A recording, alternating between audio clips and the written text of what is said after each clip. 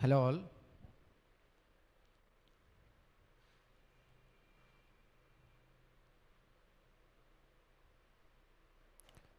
Hello all, good evening.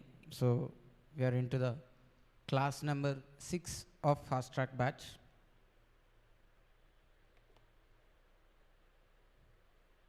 Class number 6 from track 1. Okay.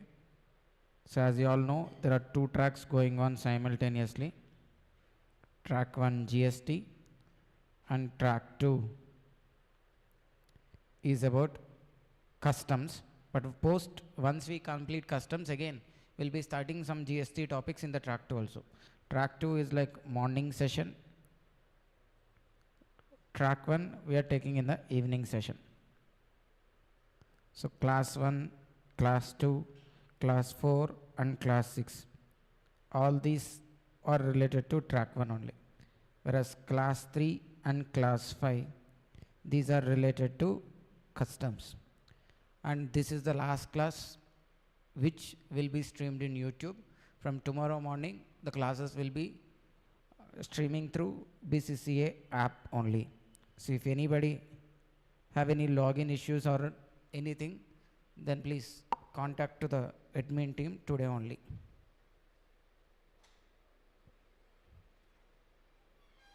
So yesterday we have started discussing the supply chapter. We have started discussing supply chapter and we have completed various definitions also in supply chapter. Okay, so just a quick recap of what we have discussed yesterday. Goods means every kind of movable property. Goods means every kind of movable property. Only if it is movable it can be called as goods. Then excludes money and securities, whereas includes actionable claims, growing crops, grass and things attached to the land which are agreed to be severed before making supply. Here money means checks, DDs, promissory notes, bills of exchange, all these things. Whereas actionable claim means claim to any debt. If you can make a claim for any debt, then that is called as actionable claim, which is unsecured. Examples are like check, DD, bills of exchange and lottery tickets. There's a supplier who is supplying laptop to there's a supplier who has supplied laptop to the recipient, and on this he has paid money. So only money involved, one side money involved, so only laptop value is getting taxed. Whereas here for laptop, mobiles are being exchanged, no money involved. So laptop is also good, mobile is also good, so both are taxable. Then service means anything other than good, money and securities. And even service includes use of money or conversion of money from one form to another, one denomination to another, one currency to another, for which a separate consideration is involved. Then to the extent of such separate consideration, it is called what? Service. Then service includes facilitating or arranging a transaction in securities. Service even includes facilitating or arranging a transaction in securities. Example, commission received by a stockbroker is a service. Commission received by a stockbroker is a service. Then bank given loan to a customer and customer repaying the loan. To the extent of loan amount, it is not a supply because transaction in money. But whereas if it involves interest, to the extent of interest part, it is. To the extent of interest part, it is exempted. Interest on loans and advances exempted. Discount on bills discounted exempted. Penal interest, late payment charges on credit card exempted. Processing fee and document charges are taxable. Then taxability of transactions in securities. Forward contracts or futures. It involves delivery. If it involves delivery of underlying commodity, then it is good. If it involves only margin settlement, then it is a security and not a supply. Then sale of secured debt, interest rate swaps, foreign exchange swaps, all these are like derivatives only, hence these are securities, not goods or not services. Then related person. With related to related person, there is even a question in workbook also. We have discussed that question as well. Related person means they are members of same family. Family means spouse, children, and even parents, brothers and sisters, grandparents. Whereas parents, brothers and sisters, grandparents will be treated as part of family only when they are wholly or mainly dependent. Then, if such persons are officers or directors of one another's business, they are legally recognized partners. They are employer and employee. And then if any person holds directly or indirectly greater than or equal to 25% voting power, and a person directly or indirectly controls the other, a third person directly or indirectly controls both of them. A third person directly or indirectly controls both of them. So A Limited has 55% shareholding in B Limited, and whereas A Limited also has 70% shareholding in C Limited. Okay, this is not relevant. Okay, if both these are like common subsidiaries, then they are also called as related persons. Then such person together controls a third person. I mean joint ventures. They are also related persons. And one more point, sir. Here in this definition, person includes even artificial person. And then explanation. When any person acting as a sole agent or distributor of other, then they are also called as related persons.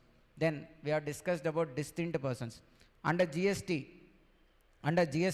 when a person is having multiple registrations, it may be because of he is doing business in or having place of businesses in multiple states. He is required to get registered in multiple states. Because of that reason,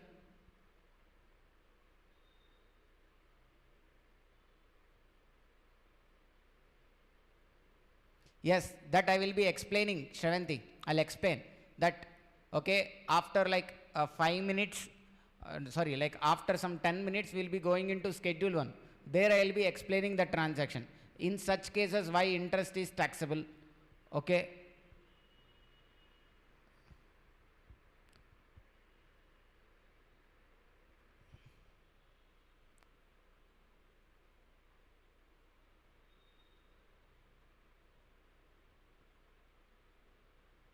Okay, so where a person who is required to obtain more than one registration in a state, and a person who is required to obtain more than one registration in a state, and a person who is required to obtain either like, because he is having place of businesses in multiple states, he is having multiple registrations, or even though he is operating in a single state, he is having multiple place of businesses within the state, then also he might have multiple registrations. Because of any reason, if a person with a single PAN is having multiple registrations, then each of such registration has to be treated as a distinct person. Then each of such registration has to be treated as a distinct person. Then where a person has obtained registration in one state in respect of an establishment, where a person has obtained registration in one state in respect of an establishment, and then such person has an establishment in another state also,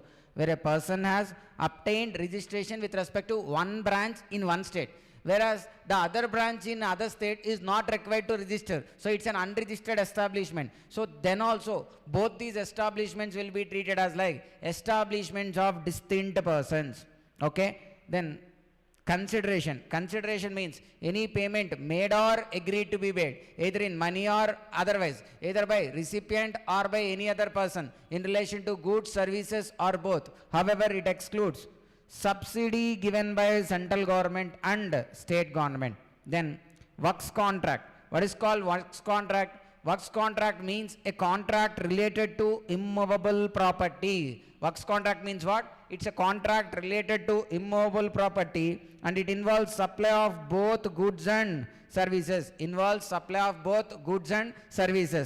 Then taxable person. Who is called a taxable person? A person who is registered or who has the liability to register. Then principal. Who is called principal? Principal means a person on whose behalf agent supplies or receives goods, services, or both. Principal means a person on whose behalf agent either supplies or receives goods, services, or both. Then agent. Agent means a person including broker, auctioneer, Del-credere agent, commission agent, mercantile agent. Broker, auctioneer, Del-credere agent, commission agent, mercantile agent. By whatever the name he is called, if he is carrying on the business of supply or receiving of goods and services or both on behalf of some other person, okay, he may be any of these names. If he is supplying or receiving goods, services or both on behalf of some other person, then he is called as agent. Then online money gaming. Online money gaming means an online game in which the player either pays or deposits either money or virtual digital assets. The deposit could be money or even virtual digital assets. I mean the points we get, the credits we get, those things. In expectation of what? Winning in that event or scheme, whether or not outcome is based on skill or chance, it is called online money gaming. Then the next definition we have discussed is like business.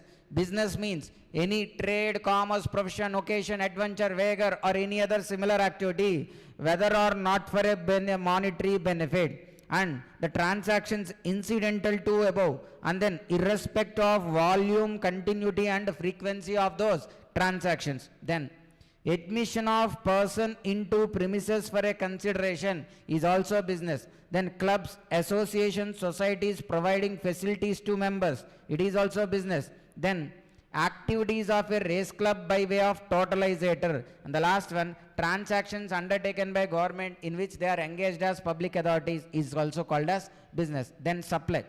Under 7 subsection 1, I have said like there is clause A, clause AA, clause B and clause C. Under 7 subsection 1, there is clause A, clause AA, clause B and clause C. What 7 subsection 1 clause A says? Supply includes sale, transfer, barter, exchange, license, lease, rental, disposal carried out by a taxable person for a consideration in relation to goods, services or both in the course or furtherance of business. Okay, by a taxable person for a consideration in relation to goods, services or both in the course or furtherance of business. Okay, then 7 subsection 1 clause AA. What does it say? First, principle of mutuality does not have any impact with GST. What is principle of mutuality? Like AOP and members are treated as one and the same. Firm and partners are treated as one and the same. That is called principle of mutuality. But that principle of mutuality does not hold good in GST. So that principle doesn't have any effect on GST. So ignore that one. Okay. So what here they are saying? AOP purchased crackers and then distributing those crackers to members by way of collecting their share of money, okay, either in cash or deferred payment. So AOP, like distributing crackers or any goods or transfer of goods and services to members by accepting cash payment or deferred payment, it amounts to supply. So the transaction between AOP and these members amounts to supply. You need not to invoke a principle of mutuality. That doesn't have any impact here. Then 7 subsection 1 clause B. What does it say? Import of service for a consideration is supply. Import of service for a consideration is supply, irrespective of whether it is in the course or furtherance of business. If it is import of service, it is supply. You don't need to bother about, okay, sir, import of service and check whether there is consideration or not. If consideration is involved, it is supply. You don't need to bother about whether it is in the course or furtherance of business. You could see here, import of service for a consideration in the course or furtherance of business, not in the course or furtherance of business. In the course or furtherance of business, then it is supply only, taxable under RCM. If it is not in the course or furtherance of business, then importer, check who is the importer. If importer is government, charitable entity or individual, then such supply is exempted. However, this exemption is not applicable to OIDR services. Even though not in the course or furtherance of business, if the importer is any other person, then it is supply, taxable under RCM only. Then we have discussed even about OIDR. Who is called OIDR? Online Information Data Access and Retrieval Services. Sir, in our mobile, we'll be having so many apps. Okay, so where we do e-commerce and all.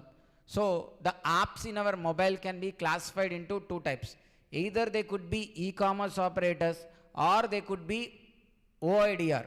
So you will be always having a question like whether it is e-commerce operator or OIDR.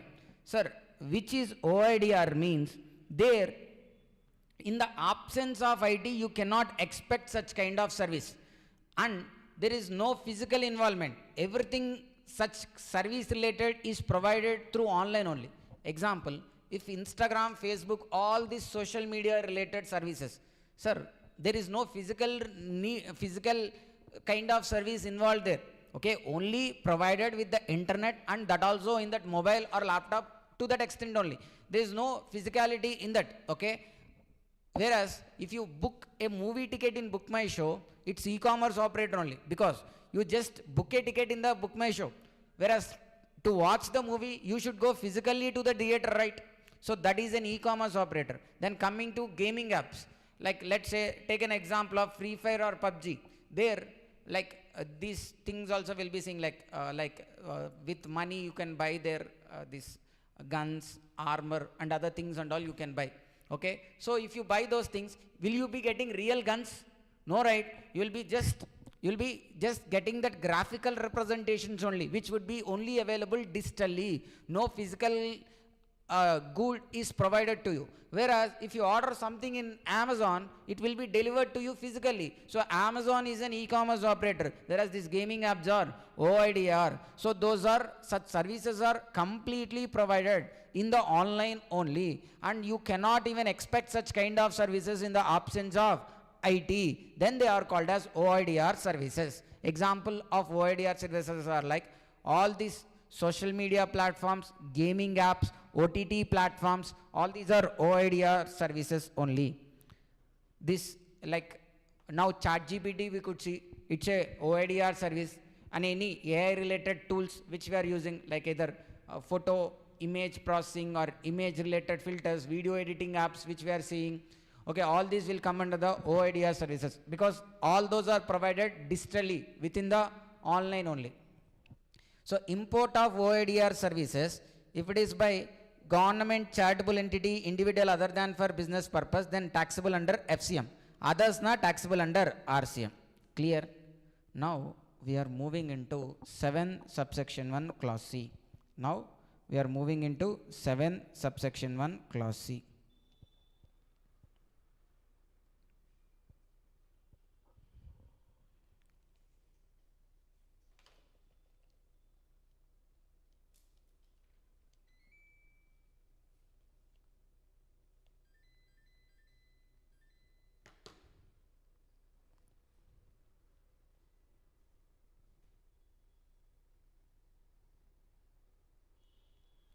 The transactions which are covered under 7 subsection 1 C are like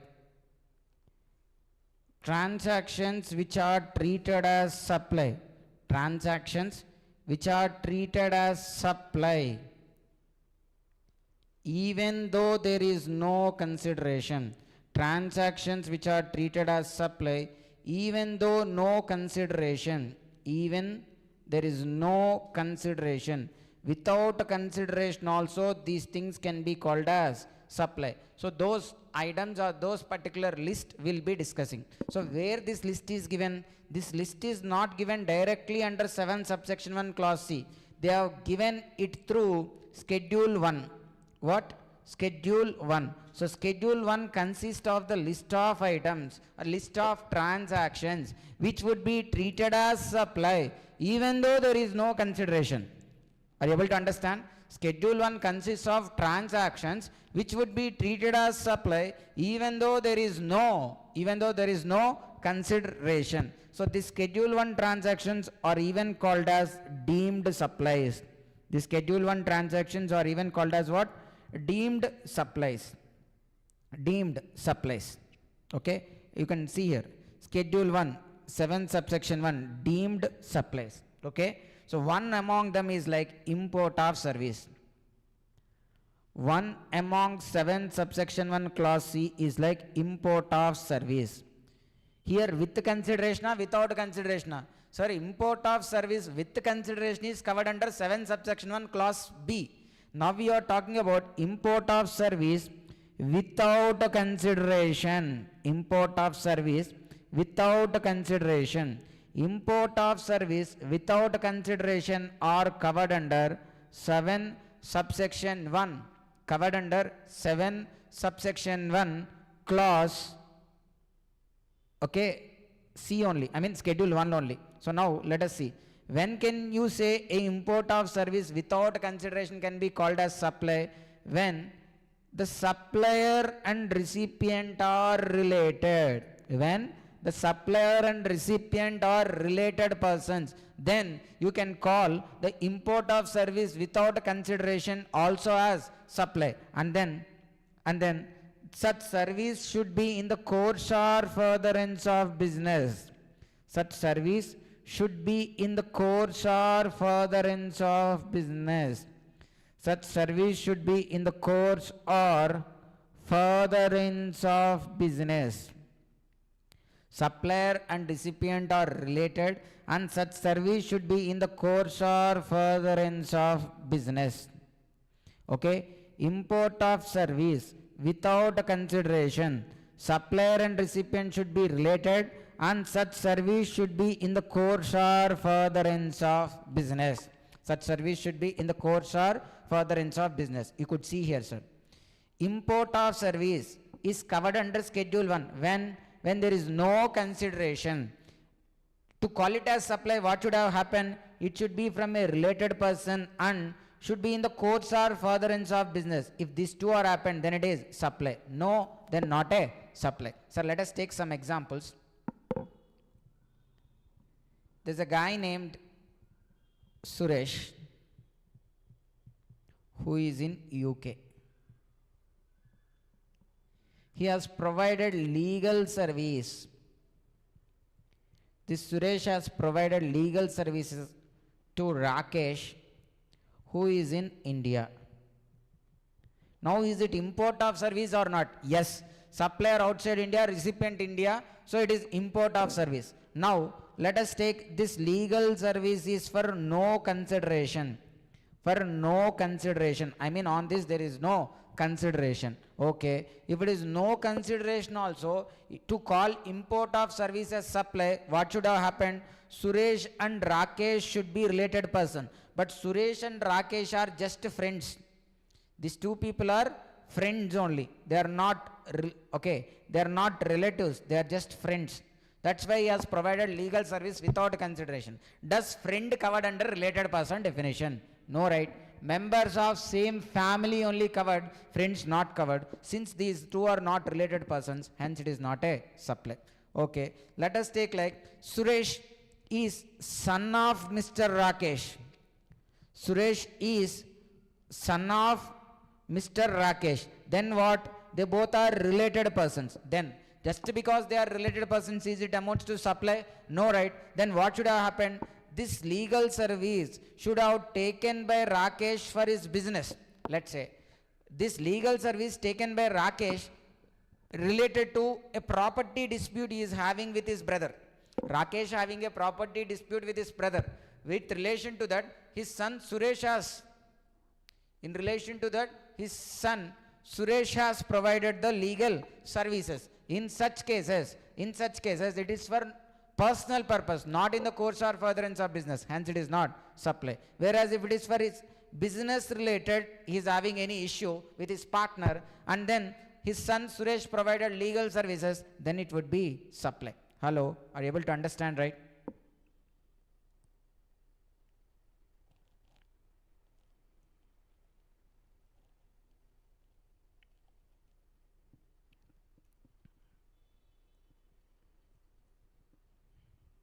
Okay.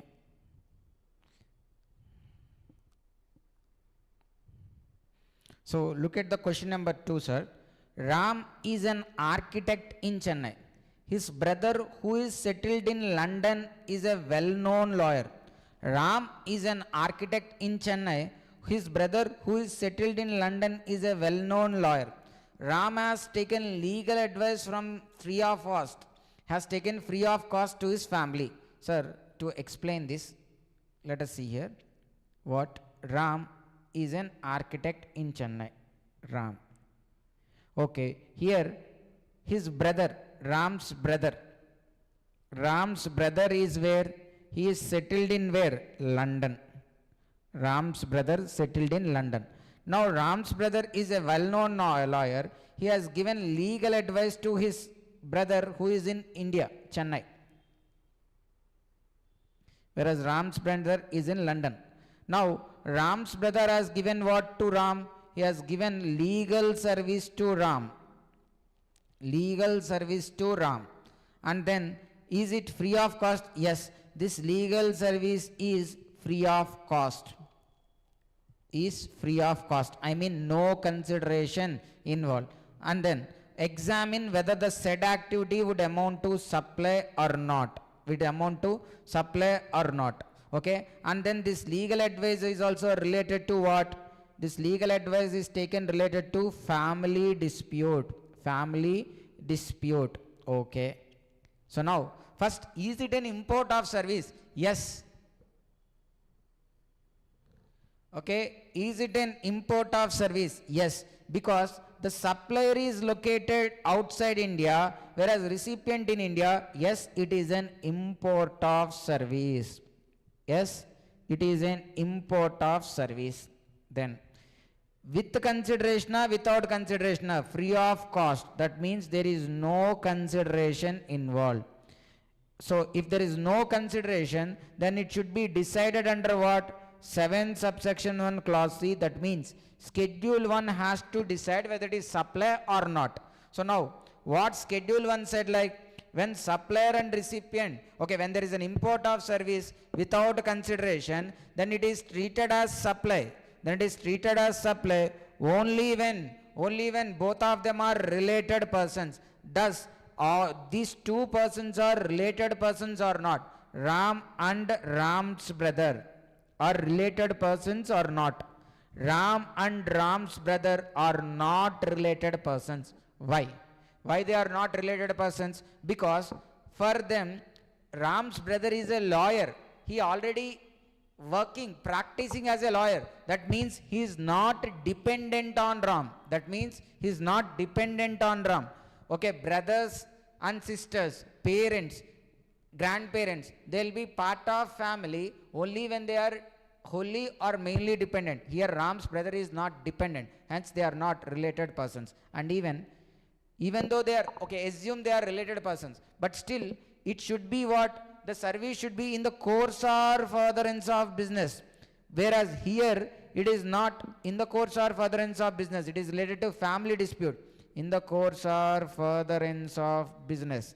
That also failed. Hence it is not a supply. It is not a supply. Okay. This is not a supply. Clear? This is the solution. Import of service by a person from a related person located outside India without consideration is treated as supply if it is provided in the course or furtherance of business. In the given case, Ram and his brothers are not related persons. Since Ram's brother, who is not wholly or mainly dependent on Mr. Ram, therefore, services provided by Ram's brother to him would not be treated as supply. Would not be treated as supply. So, second case, sir. Would your answer be different in the above case? Ram has taken advice in respect of business unit in Chennai. Okay. Whether the answer will change, whether it is if the service is taken with respect to business purpose instead of family dispute. No. In such case also the answer will not change. Why? Because both these two persons are not related persons. To call it as supply, there should be two conditions. What are those? Both supplier and recipient should be related and in the course or furtherance of business. Here related person is also missing. So see, in the above case, if Ram has taken advice with regard to business unit, service provided by Ram's brother to him still not be treated as supply. Okay, as although the same are provided in the course or furtherance of business, it has not been received from a related person. That's why it is not a supply. Okay, then we'll move on to question number 3. We'll move on to question number 3. Explain the concept of supply made in the course or furtherance of a business as a taxable event. Supply made in the course or furtherance of business. So they're asking about what is called in the course of business and furtherance of business. The usual regular activities you do is called as in the course or furtherance of business. Whether you are trying to expand your business, extend your business, then it comes under the furtherance of business. Every person carries out certain activities regularly for running trade or commerce. It is called what? Furtherance of business. Every person used to think how to develop his business or carrying out new activities. Such new activities, development related activities are called as furtherance of business. So GST is a tax only on commercial transactions. Yes, on personal transactions there will not be GST. Hence, only those supplies that are in the course or furtherance of business will qualify as supply. Because on personal transactions, if father gives certain goods to son, that is not supply because it's a personal transaction, right? Okay. Any supplies made by an individual in his personal capacity does not come under the ambit of GST unless they fall within the definition of business. So, sale of goods and services, even as evocation, is a supply under GST. Therefore, even if a famous politician paints paintings for charity and sells the painting, even as one-time occurrence, the sale would constitute as supply because here there is business involved. Okay, so the point is like, if it is in the course or furtherance of business, then it would be supply, irrespective of how many times it has been happened and all. Okay, then question number 4, topic we are yet to discuss, sir. Look at question number 5. Tata Consultancy Services related. It's a case law, sir. Supreme Court. It was decided in 2004 during the pre-GST era, but still this case law has relevance even after introduction of GST. If software is designed, developed and put in a media and sold, software designed, developed was kept into a media, I mean kept into a CD, pen drive and sold, it could still be treated as sale of goods. That was the decision of Supreme Court. That was the decision of Supreme Court. It was the same kind of decision is there even in customs also, sir, but here it is like with respect to Tata Consultancy Services, with respect to state of AP. I mean TCS is selling certain softwares by loading them into CDs, hard disks or pen drives. Okay, whereas the state government tries to levy VAT on them by stating them as good. Whereas TCS is arguing like those are information technology related softwares, intangible assets, so you cannot call them as goods. That's the argument of TCS. The matter went to Supreme Court and the Supreme Court said like, in the said case, it was held that goods may be tangible property or intangible. Goods need not to be tangible. They could be even intangible. It will become goods that attributes thereof having regarding to utility. They can be kept into a utility. I mean they can be used.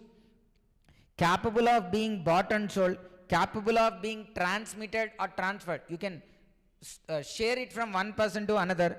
They could be delivered, stored, and posted. Then if a software, whether it is customized or non-customized, if satisfies the above attributes, then the same would be goods. It is capable of being bought and sold. If it is capable of being transmitted, transferred, delivered, stored, then it can be called as what? Good only. It would be having regard to the utility, I mean usage. Capable of being bought and sold. Capable of being transmitted. It can be transferred from one person to another. Capable of being transferred, delivered, stored. Then even though it is a software, whether it is customized or non-customized, if it satisfies the above conditions, then it is called as what? Good only. Hello? Are you able to understand, guys?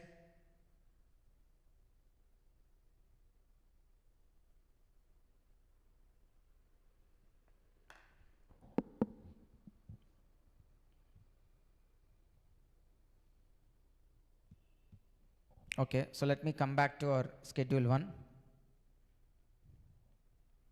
See, first one. Schedule 1, 7 subsection 1 clause C, deemed supplies. Supply of goods between principal and agent is supply. Sir, we are talking about Schedule 1. Schedule 1 means what? Deemed supplies. What are called deemed supplies? Transactions that would be treated as supply even though there is no consideration. Transactions that are treated as supply even though there is no consideration. So let us see what can be called as like supplies. Okay. Supply of goods between principal and agent is supply even though there is no consideration. However, to decide them as like whether it is a supply or not, what is the deciding factor, sir? What is the deciding factor? Invoice is the deciding factor. Invoice. See, situation 1. Here, principal supplied goods to, principal transferred goods to agent. Agent, sir, understand in a better way. There is a company which manufactures tires, that is acting as principal, and this particular tire manufacturing company has an agent located in a remote location. Now this tire manufacturer sending tires to the remote location office which is controlled by the agent. So assume, okay, so this principal we are treating as like he is a tire manufacturer, and here he will be a dealer or distributor of tires, will be acting as agent. Now this tire manufacturing company has sent those tires without any consideration to the agent. Now agent will be showing those goods to customer whoever comes to that particular place. Agent will be displaying those tires, okay, the different varieties of tires, then the customer will be buying them. Clear? So now here you should check who is raising the invoice. Sir, there is agent. He'll show, when a customer comes, he'll show all the tires which are there available. He'll be showing those tires. But if a customer finalizes one thing and if he makes payment, bill has to be given, right? But such bill will not be given by agent. Who will be raising the bill? Bill will be raised directly by the principal, not by the customer. Who will be raising the bill? Bill will be raised directly by the principal to the customer. Bill will be raised directly by the principal to the customer. So in such cases, the transaction between principal and customer only it is supply. In between principal and agent it is not supply. To be clear, in these situations, this person is there, he is not even treated as agent. So we are not even saying like that there is principal and agent relationship. Okay, then sir, he is showing the goods on behalf of principal, he is making sure that the transaction will happen, yes, but this fellow, then he will be just acting as a storekeeper. Even a storekeeper will also do the same thing, right? Whenever a customer comes, he'll show the goods. When he says like, I like this particular good, I want to take it, then he'll call to the owner and says like, sir, this customer likes these goods, what to do? Then the owner will be saying like, okay, make payment to me and I'll be sending the bill. He'll be WhatsApping the bill. So there, this particular person is not an agent, right? Because he's nowhere involved in the loop legally. Is nowhere involved in the loop legally. Okay, you cannot say like he is involved legally because invoice is raised directly in the name of principal. So don't consider in this case principal and agent. Directly assume like principal only supplied goods to customer. So between principal and agent it is supply. Between agent and customer not a supply. Between principal and sorry sir, here it's a mistake, sir. Principal and agent it is not a supply. Principal and agent not a supply.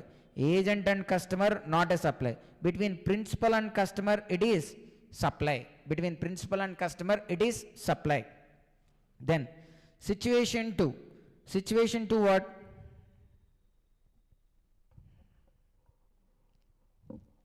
Principal again sent goods to agent.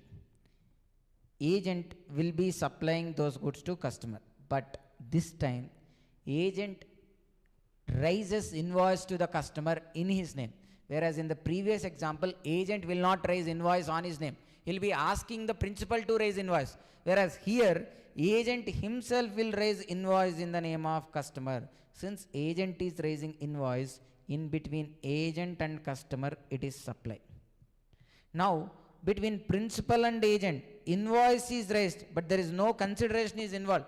The goods were sent without any consideration, but still, in this case also, because invoice is being raised by principal in the name of agent, just because there is an invoice raised by principal to agent, in this case, we can say like principal and agent relationship exists. So principal and agent is supply, whereas principal and customer directly, it is not a supply, and whereas agent and customer, it is also a supply. Sir, you should understand this clear, sir. Only if you understand this thing, then the next part will be, you will be able to understand. Then because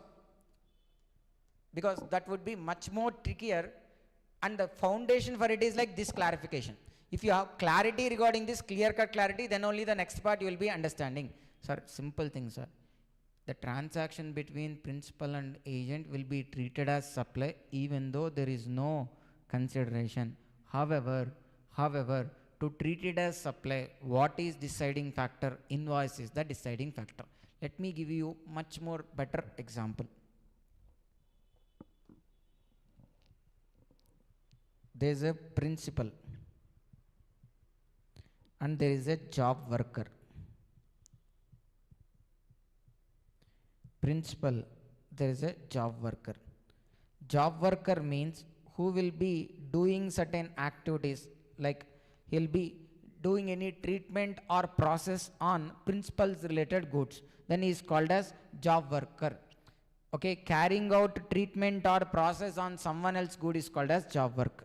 Okay, I mean, let's say, sir, for the goods manufactured, certain art related painting, artwork kind of painting has to be made. So principal sent those goods to job worker. Principal sent goods to job worker. Okay. Sent goods to job worker. Now, what job worker has to do? Once it is done, job worker has to return those goods. Return those goods, right? For returning these, actually there is a time limit. For returning these goods under section 143, there is a time limit, which is like 3 years. Okay, which is like 3 years. So this job worker has to return the goods.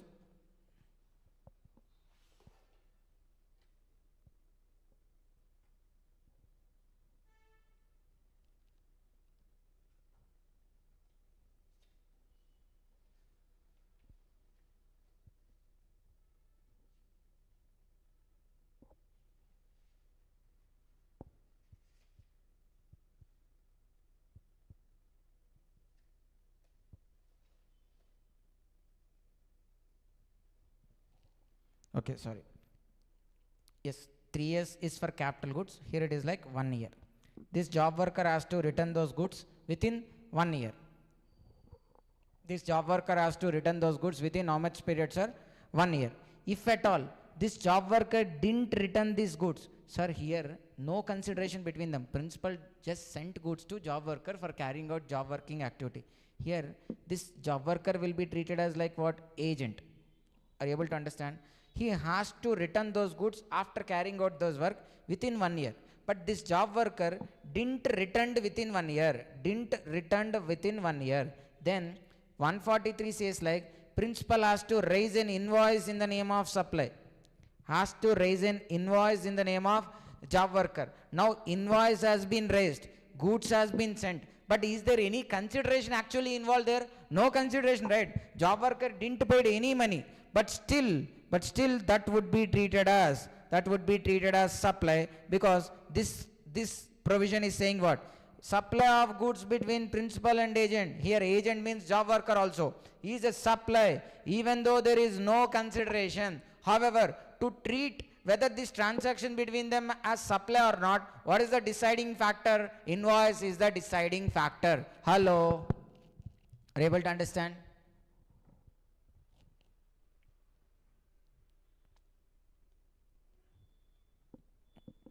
Then look at this point regarding interest or discount. When bank when a bank gives loan to a person, and then this person paying loan along with interest, then this interest already said like what? It is supply. Okay, this interest part, it is supply, because even though it is a transaction involving in money, but there is a separate consideration is involved. Then to the extent of such separate consideration, it is treated as supply. However, the exemption says like if any interest or discount is included, then it has to be treated as what? Then such interest is what? Exempted. Then the interest is exempted. Then see, there is a car showroom which is selling 25 lakh worth car under the hire purchase, under the EMI basis, like under the hire purchase it is selling.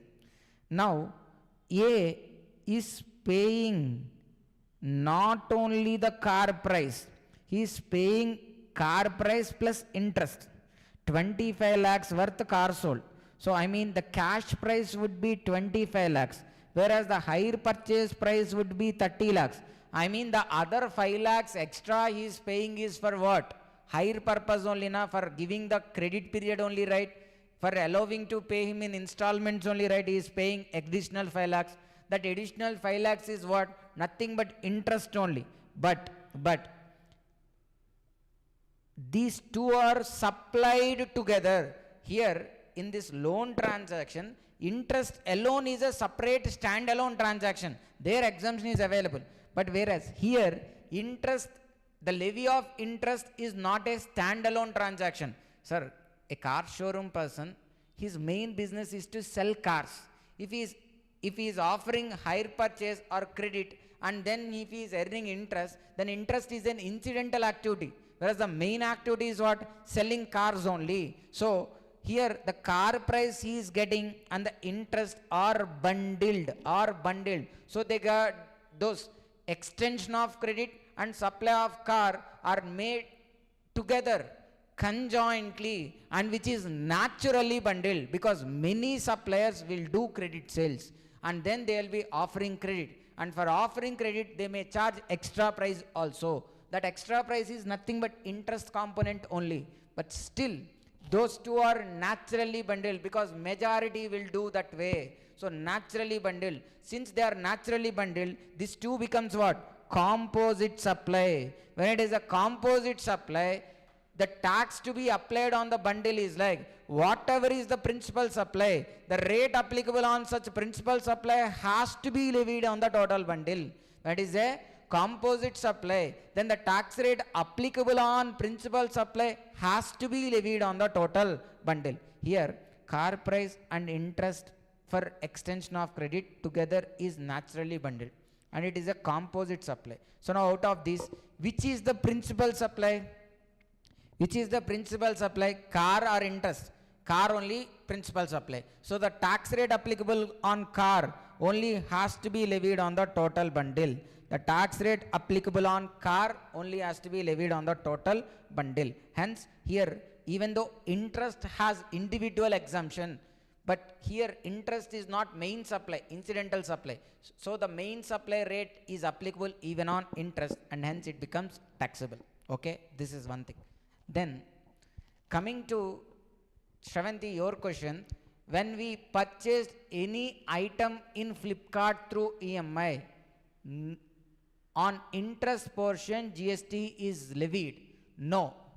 Okay, on interest portion GST will not be levied in such case. Why? Because Flipkart, if Flipkart is the seller and Flipkart is only providing such loan transaction, then it will be called as a composite supply. Then on interest part GST can be levied. I mean, if it is Flipkart own goods, if it is selling, and then credit is being offered. But usually what happens when the goods are sold through Flipkart, HDFC Bank or any ICICI Bank and different banks will be offering you the credit. So like through like credit card EMI, something you will be placing, right?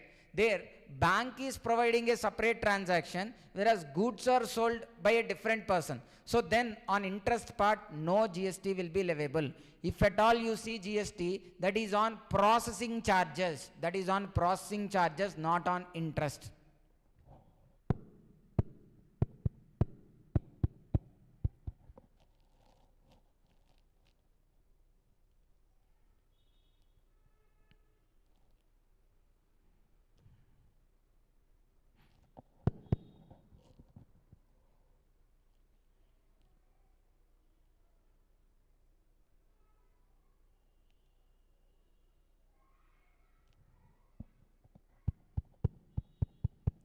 Okay, now, sir, you should have proper clarity once again. Between principal and agent to call as supply, what is deciding factor? Invoice is the deciding factor. Are you clear with this statement? And then second one, interest, if it is provided separately as an individual transaction, extension of credit is a individual transaction. Extension of credit, if it is an individual transaction, then the interest earned through it is exempted. Interest part, it is supply only, but it is exempted. Then the third one, extension of credit is not an individual transaction. It got bundled with some other supply of good or service. Extension of credit got bundled with some other supply of good or service. Then in such case, interest is incidental. So it is taxable as that of principal supply.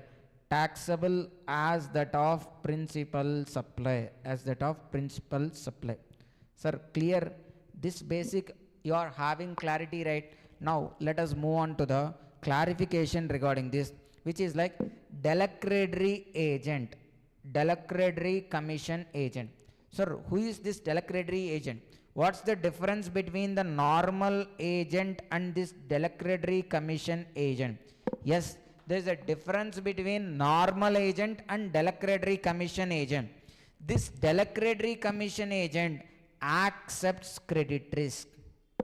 Okay, compared to the normal person, this Del-credere commission agent will accept credit risk. He'll be accepting what? Credit risk. Del-credere commission agent accepts the credit risk. What does it mean by accepting the credit risk here? Means, if at all agent offers any credit to customer, on such credit, the risk of non-payment is not with the principal, it is with the agent. So agent is taking such responsibility. Okay, so now see this one.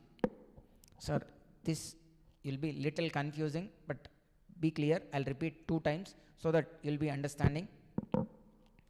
Principal provided goods to Del-credere commission agent.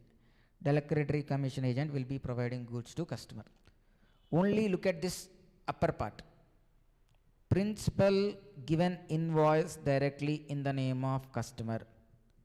Then, which situation compared to the previous one? Situation 1, right? In such case, will be treating the principal and agent relationship? No, right? So then only between principal and customer it is supply. Okay? Whereas here in this case, Del-credere commission agent, in all these cases, not only the goods, Del-credere commission is offering additionally credit extension from his side to the customer, because he is accepting the credit risk. That means Del-credere commission agent, irrespective of these goods, he is offering credit extension to the customer. So we need to think of 2 things, right? Regarding goods, whether it is supply or not, and regarding this credit extension also, whether it is supply or not. Both we need to check. Okay? So now see here, principal supplied goods to Del-credere agent, but it is not a supply because invoice is not there between principal and Del-credere commission agent. In the situation 1, there is no invoice between principal and Del-credere commission agent in situation 1. Between Del-credere commission and agent and customer, with respect to goods, no invoice has been raised by Del-credere commission agent to customer with respect to goods. Hence, with respect to goods, no invoice. Hence, not a supply. Between DCA and customer also not a supply. But with respect to credit extension, he is not only transferring goods DCA, he is transferring goods and even giving credit extension. With respect to goods, not a supply, because with respect to goods, principal only raising invoice directly in the name of customer, not DCA. That's why goods sent but invoice not raised, hence not a supply. Whereas credit extension is given, it is supply only, but it is what? Exempted. Such supply is what? Exempted. Because why, sir, interest is being exempted here? Sir, I already said here, what? Interest, extension of credit, if it is an individual transaction, then it is exempted. Here, even though DCA is transferring goods to customer, it is not considered as like supply made by DCA. The goods will be considered as supply made by whom? By principal, not by DCA. So then it would be considered as like DCA is supplying only credit extension. So that's why individual transaction, it is getting exempted. When it is between principal and customer, when it is between principal and customer,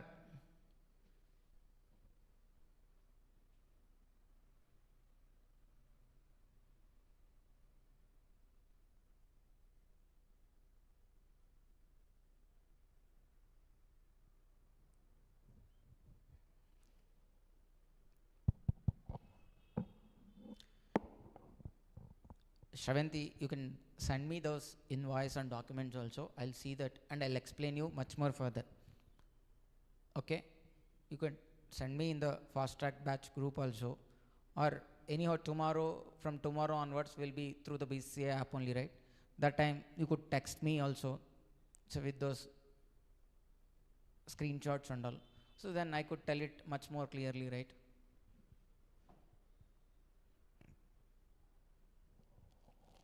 See here, principal to DCA.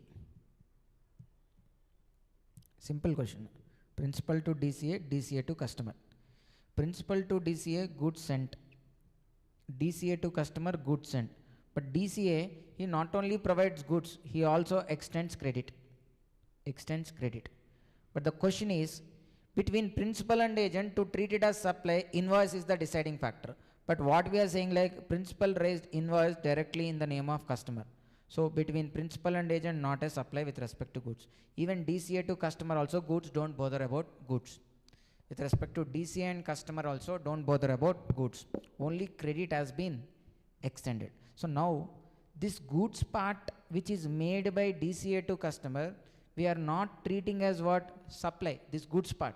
Then only extension of credit is becoming an individual item. It is an individual item. Since extension of credit is an individual item here, this is also exempted. That is only mentioned here. Okay. With respect to goods, between principal and DCA also not supply, DCA and customer also not a supply.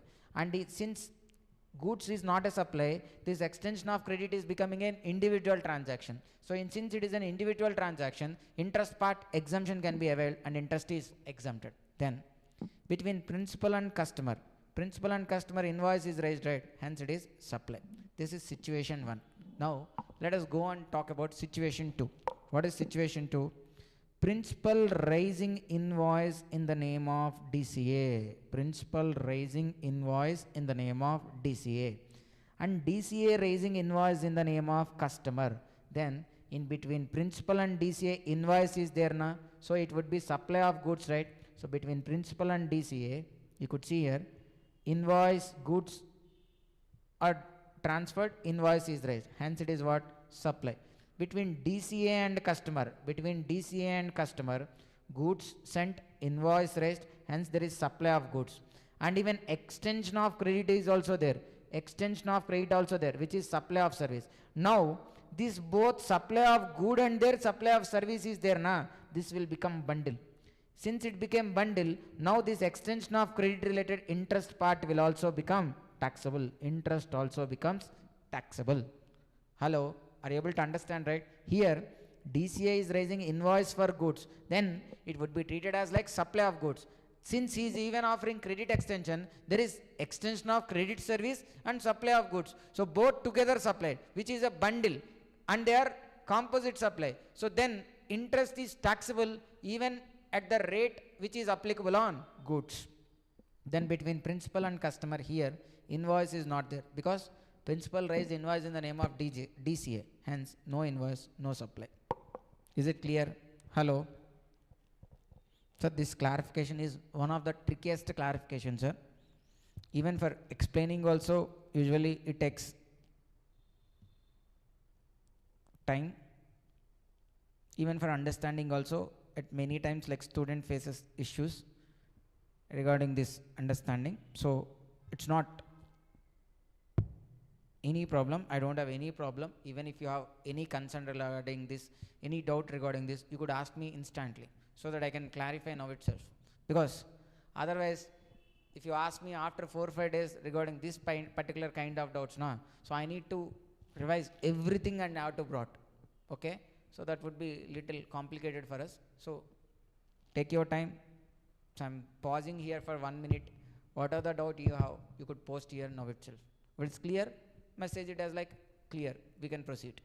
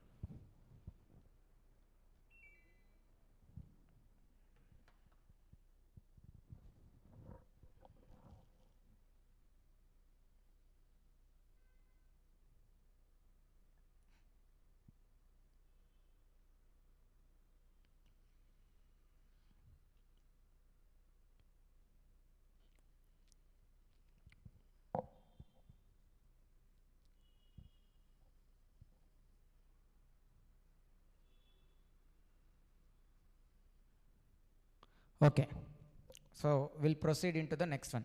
So under schedule 1, we have finished 2 transactions, sir. One is like import of services without consideration also. It is treated as supply when both supplier and recipient are related, and then such service is in the course or furtherance of business. Then transfer of goods by principal to agent amounts to supply even though there is no consideration, but which is the deciding factor there? Invoice is the deciding factor. If invoice is raised directly in the name of customer, then forget about agent. The supply is only between principal and customer. If at all the invoice is raised under the name of agent, then between principal and agent it is supply, and then agent raises invoice in the name of customer. Between agent and customer also it is supply. Clear? Then moving forward, we have discussed about Del-credere commission agent. Del-credere commission agent means he is a person who accepts credit risk. In a normal agent related, agent usually just he supplies goods, services or both on behalf of principal. But this Del-credere commission agent, instead of doing that, he even extends credit under his own risk. He extends credit under agent's own risk. Okay, so if at all the ultimate customer defaults, principal has no responsibility. Agent has to pay that money to the principal. So then such person is called as Del-credere commission agent. Then in this case also, if principal raised directly in the name of customer invoice, then between principal and customer only there is supply of goods. Between DCA and customer there is no supply of goods, only extension of credit. Since extension of credit is an individual transaction, the interest part end is exempted. Second case, principal raised invoice in the name of DCA. Then between principal and DCA, it is supply. It is supply. Then DCA raising invoice in the name of customer for transfer of goods or for supply of goods. Then there is a supply of goods between DCA and customer. Additionally, this DCA is even offering credit also, extending credit. For that interest also is earning. Since he is doing 2 things, one is supplying goods and extension of credit. Both he is doing. So then together they are called as a bundle. And such bundle will fits under the definition of composite supply. Interest becoming incidental activity, supply of good becoming principal activity. So the tax rate applicable on good has to be levied on the total bundle. So in such a way, interest is also becoming taxable. Hello. So now the third point, sir.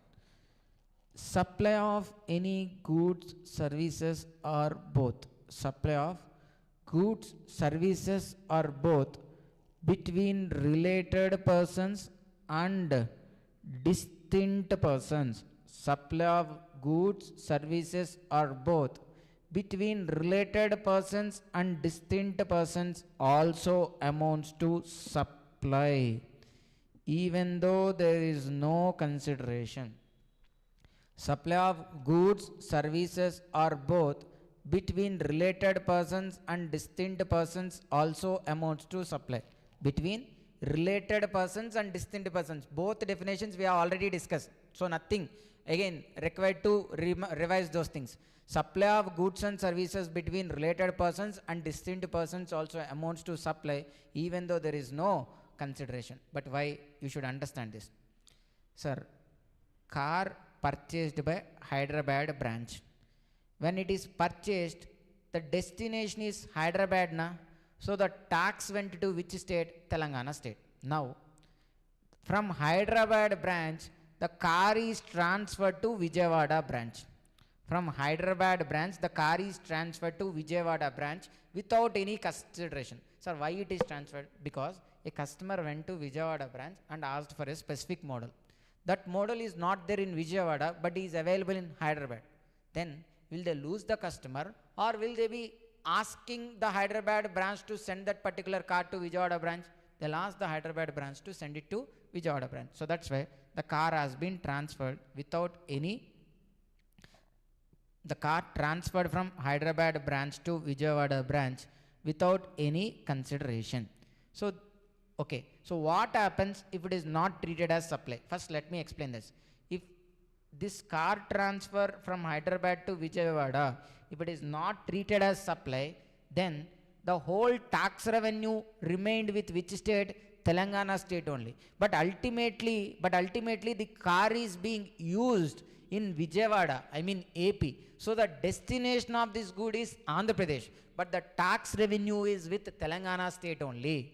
So there is no actual transfer of tax revenue from Telangana to Andhra Pradesh, because this car transfer between these two branches is not treated as supply. So that's why, to make sure this tax revenue which is initially went to Telangana to be transferred to AP, this transaction between Hyderabad and Vijayawada branch to be treated as supply. So if it is treated as supply, again tax will be levied.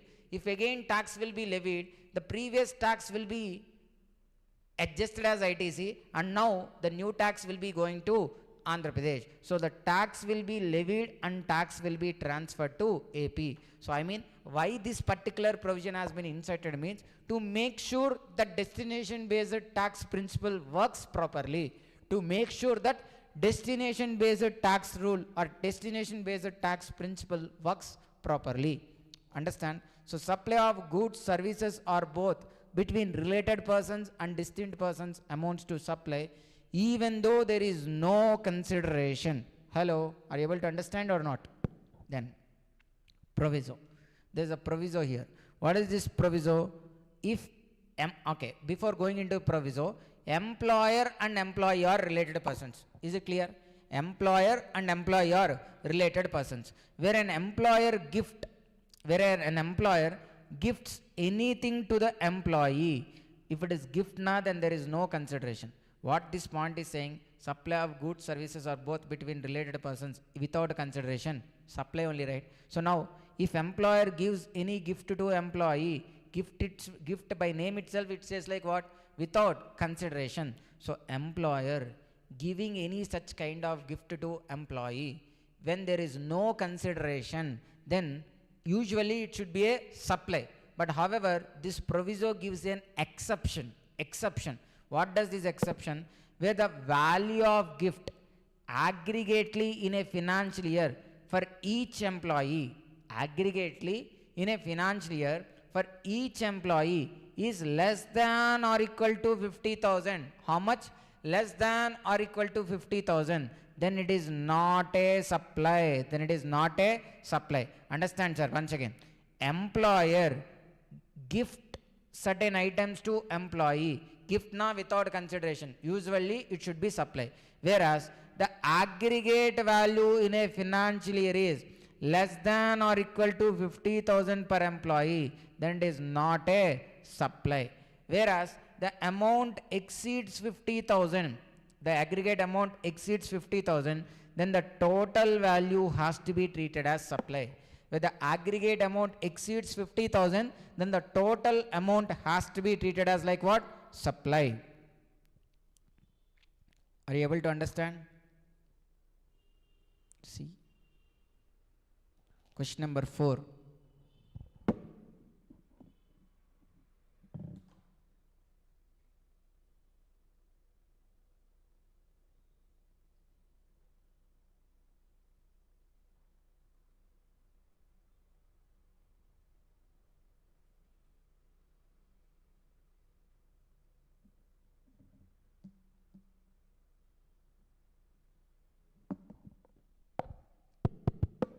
So what question number 4, sir?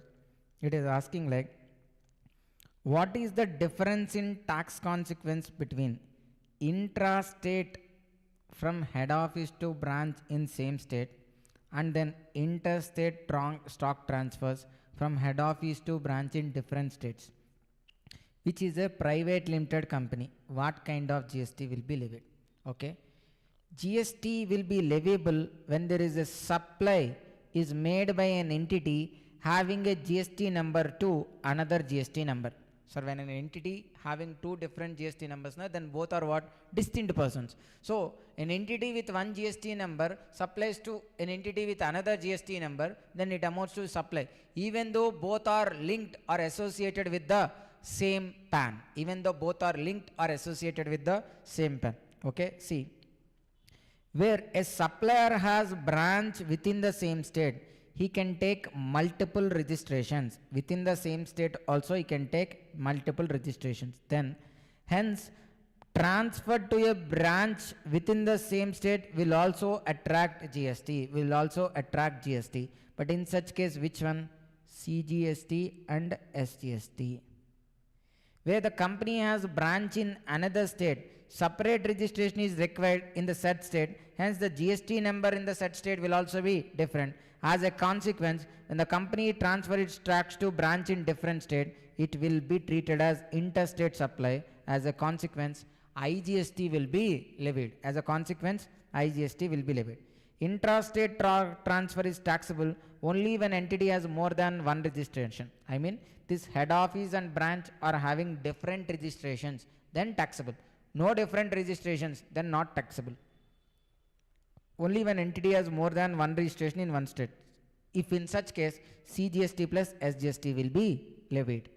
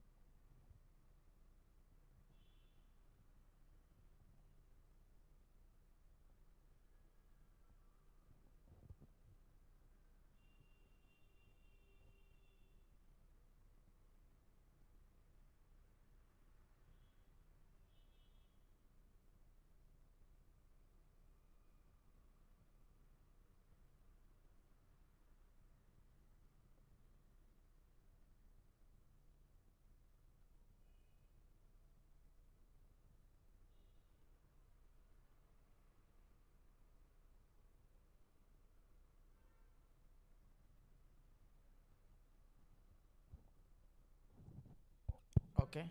So then we'll be discussing about this clarification on interstate movement of conveyance. What does it mean by conveyance? Conveyance means the vehicle or the mode of transport. Conveyance means the vehicle which is used to transport. The mode of transport is called as what? Conveyance. Now look at here.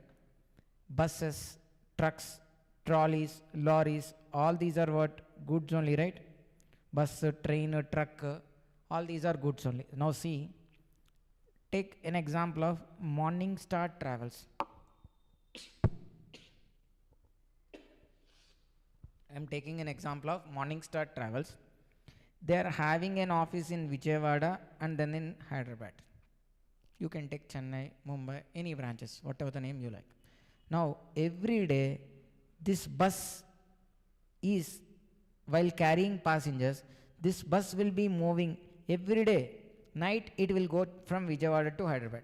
And again the other day, again night only, it will come from Vijayawada, Hyderabad to Vijayawada. So it will be going this way and that way, this way and that way. Vijayawada office is a different registration. Hyderabad branch is a different GST registration. So now this bus is moving from one distinct person to another. Okay, moving from one distinct person to another. Is it supply? Is it supply? That's the question. Moving from one distinct person to another distinct person, is it supply? Sir, why this could be supply? Because if you see, supply of goods services between distinct person. Yes, every time the bus is being transferred from Vijayawada to Hyderabad, one distinct person to another, another distinct person to this one. Every day there is movement. So whether on this bus value, GST is leviable, that is the question. Whether on this bus value GST is leviable every day. It's not possible, right, practically. But if you look at this provision, this also is covered. So that means a relaxation has to be given, okay, for this. So that's why clarification has been introduced stating like there is interstate movement of conveyance. Interstate movement of conveyance between distinct persons. Conveyance between distinct persons. Conveyance na bus, train, truck, like that. Okay. If they are moving for carrying goods and passengers, if they are moving for carrying goods and passengers, it is not a supply. When they are sent for repairs, okay, sir, this bus is moving for what? Only to carry passengers, and then again it will be coming back. If the purpose is only for carrying goods and passengers, then the bus value is not a supply. No GST has to be levied on the bus value. Whereas if it is sent for repairs, okay, Vijayawada to Hyderabad, why it has been sent? It's sent to carry out repairs in Hyderabad. Then to the extent of repair value, it is supply. I mean, on repair cost you could levy GST. To the extent of repair value, it is supply. So it is supply to the extent of repairs. Whereas if involves further supply, if there is any further supply, I mean the bus has been sent to Hyderabad branch to sell off there, to supply or to sell off there. It's not to use again in Hyderabad. Okay, I mean it will not be coming back from Hyderabad to Vijayawada. The bus which is sent to Hyderabad will be sold in Hyderabad only. So that means sent to further supply. So then in case the bus value, the whole bus value, it is supply. Whole conveyance value treated as supply. To the extent of total conveyance value, it is treated as what? Supply. Sir, are you able to understand? Is it clear?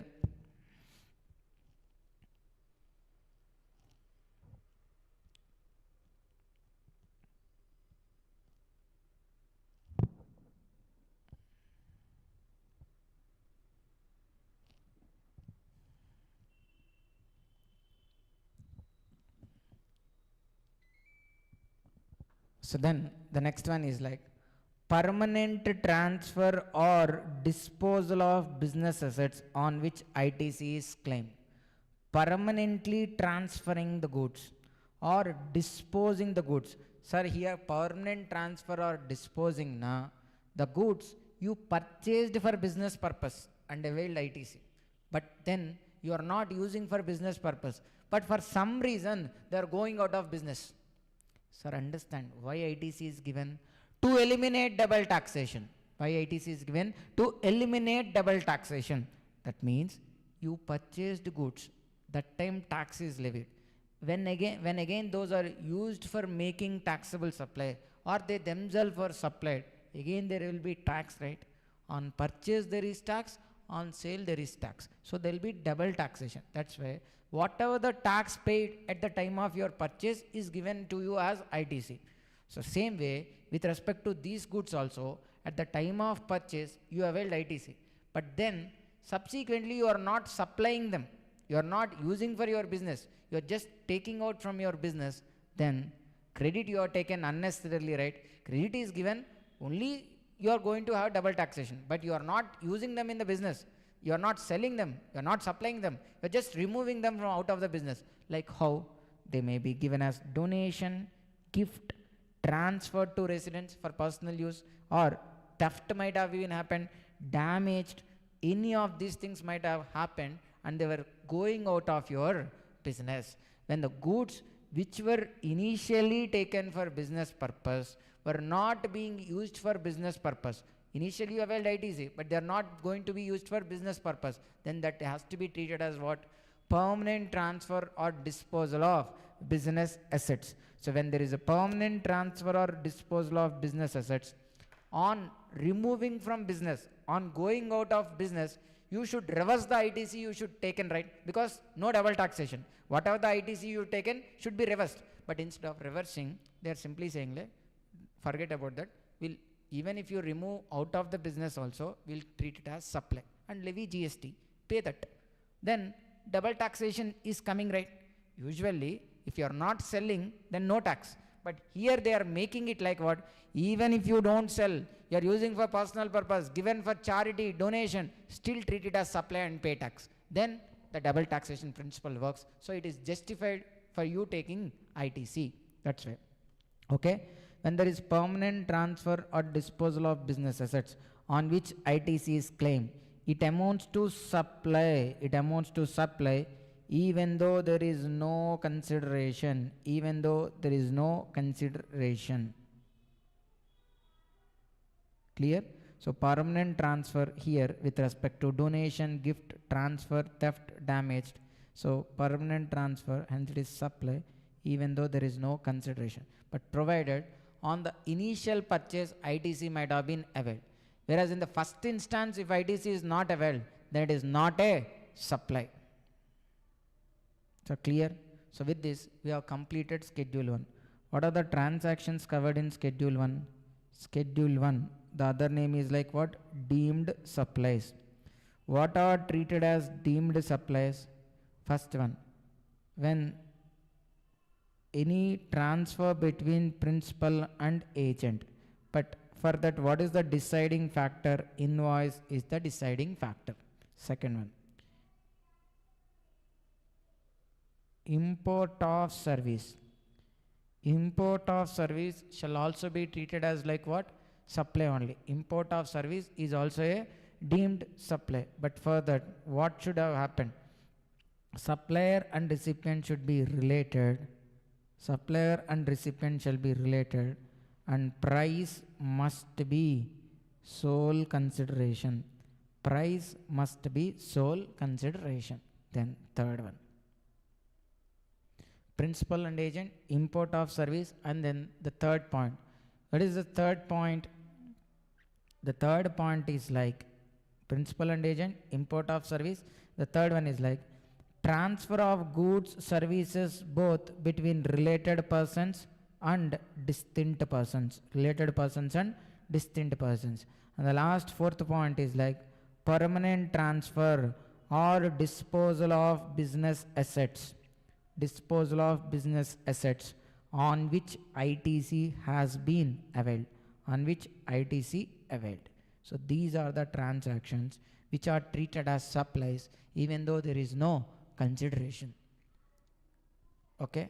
So those who are listening actively, please respond. If you understand, put a message, put a comment in the chat box stating like clear. If you say clear, then we'll move on to the other parts of section 7.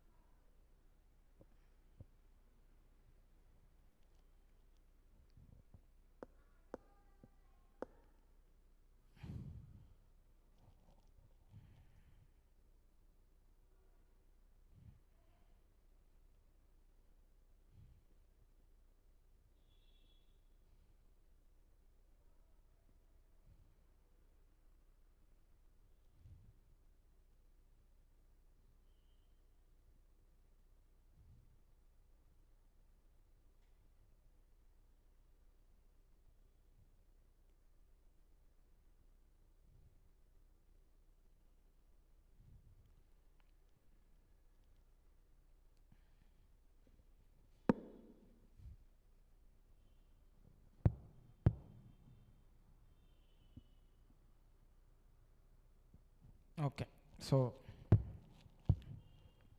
come to look at this point. Section 7 subsection 1 clause A along with schedule 3. Section 7 subsection 1A 7 subsection 1 clause A along with schedule 3. What it is like?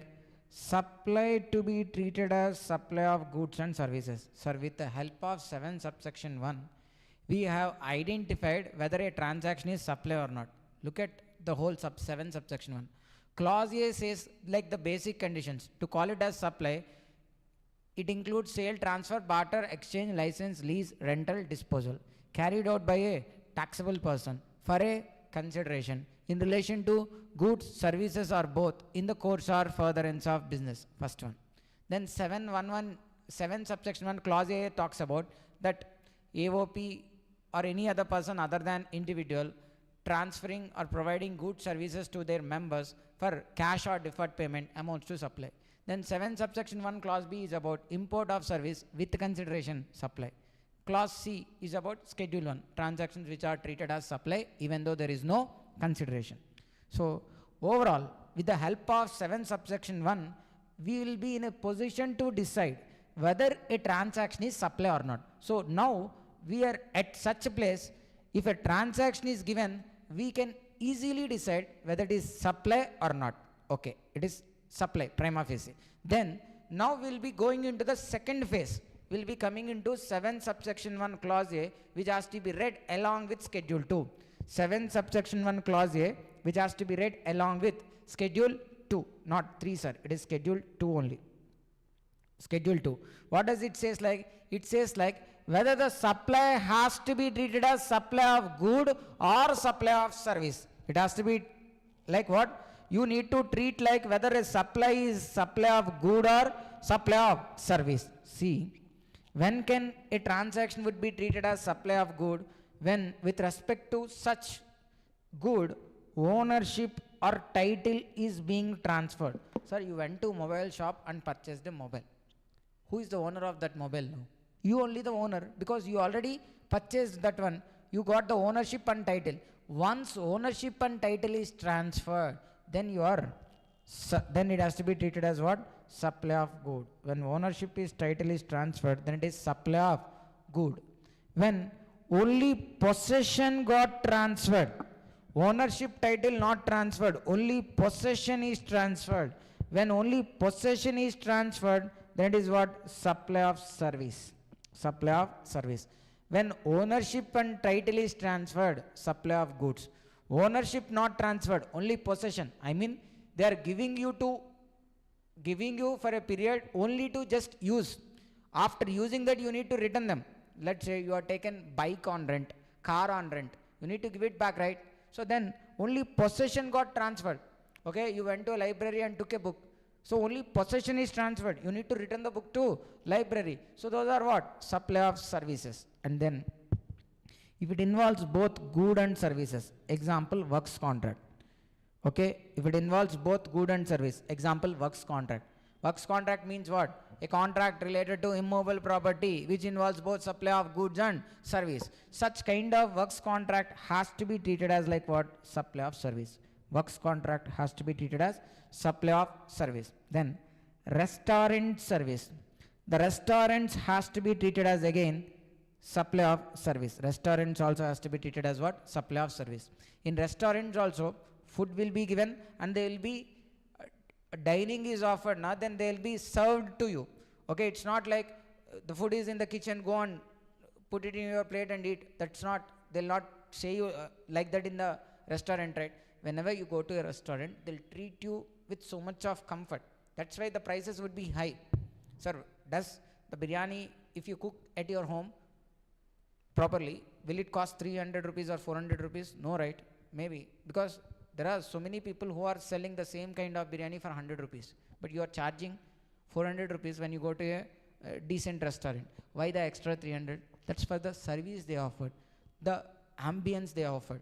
Okay, for that only you're going. So you want to spend some time there instead of out of your usual regular routine. So that's why you're going there. It's not just only about the food, it's about the ambience and all. So main thing is service, so it is treated as what? Supply of service. However, ice cream parlors, bakeries are not restaurants. Ice cream parlors, bakeries are not restaurants. So the supplies made by ice cream parlors and bakeries has to be treated as supply of goods. Very important, sir. The ice cream parlors and bakeries are not treated as restaurants. So the supplies made by them has to be treated as what? Supply of goods. Then intangibles. What? Then it is about what? Intangibles. If it is a pre-packed software, already we discussed that case law, TCS, Tata Consultancy related. The softwares, they are pre-packed and kept into a media, and if it has something like utility, transferable, okay, they can be stored, all these things are there, then it has to be treated as what? Supply of goods. Whereas, if it is something like franchise or developing a software, patents, trademarks, then these are not, these are what? Supply of service. So every intangible need not to be good. Okay, if it is like franchise, I mean you are using someone else's name, franchise. Developing a software, then you are given the patent to use BCCA name, a trademark to use, I mean patent to use my book. Then trademark, you are using BCCA trademark or any other things. Then if it is allowing you to use by paying certain fees, then all those are what? Supply of service. Supply of service. Are you able to understand, sir? Supply, if you have decided it as supply, then again you need to categorize it as whether it is supply of good or supply of service. How could you decide as supply of good or service? These are certain basic points. Where ownership and title is transferred, then it is supply of good. Only possession got transferred, then it is supply of service. If it is a composite supply, like works contract, treat it as like what? Supply of service. And even restaurants also treat them as like what? Supply of service. Ice cream parlors, bakeries are not restaurants, then treat them as what? Supply of goods only. With respect to intangibles, it is a pre-packed software which is being supplied through a CD, hard disk, floppy disk, pen drive, then it is good only. Whereas the other intangibles like franchises, patents, trademark, and even developing a software, those are services only. Okay. So now we are into the final part of section 7. We are into what? The final part of section 7.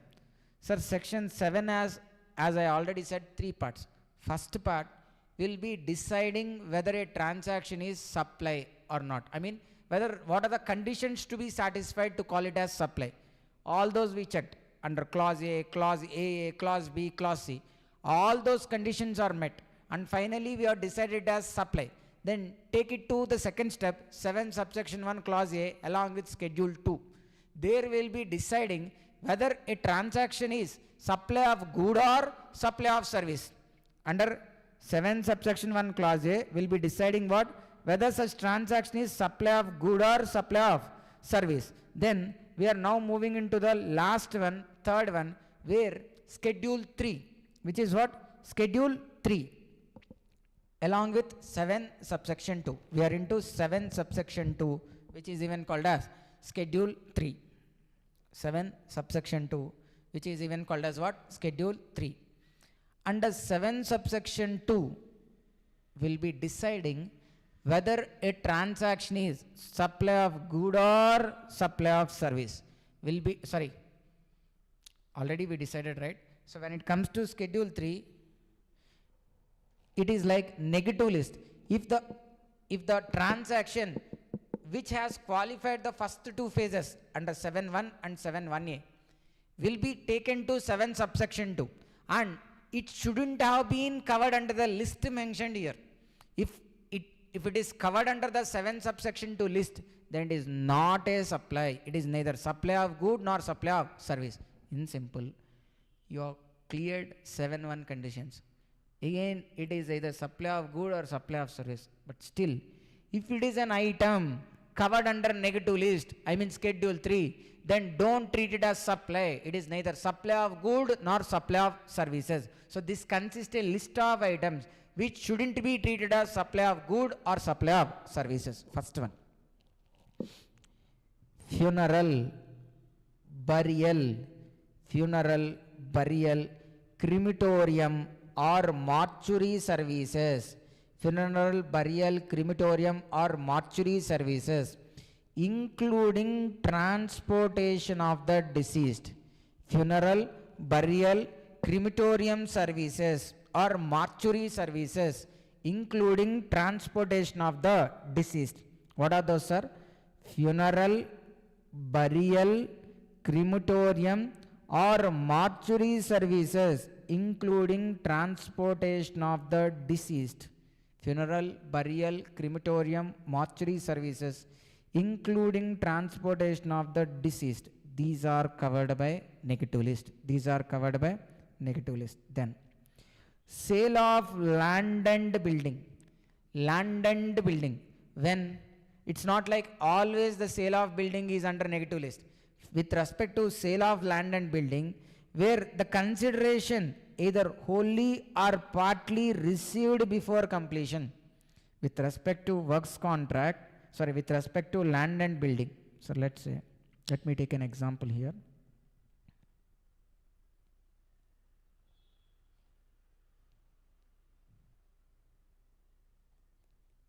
Okay, here the so many apartments, I mean in an apartment, so many flats are being constructed.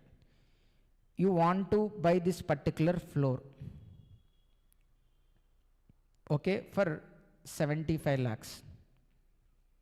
You paid advance 10 lakhs on 10th March 2024. You paid 10 lakhs advance on 10th March 2024. Whereas this building got completed, this building got